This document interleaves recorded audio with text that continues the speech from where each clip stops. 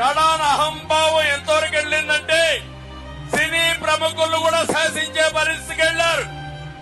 Cinema టికెట్ల పేరుతో మహానటుడు చిరంజీవిని, మహాదర్శకుడు రాజమౌళిని అవమానించే స్థితికి వెళ్లారు.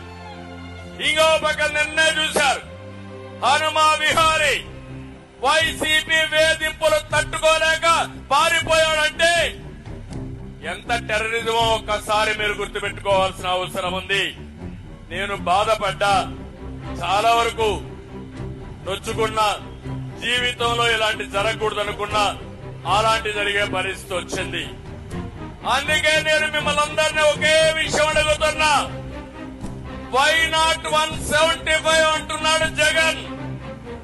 మేము అడుగుతున్నాం, ఏమి పొడిచావని నీకు ఓటేయాలి.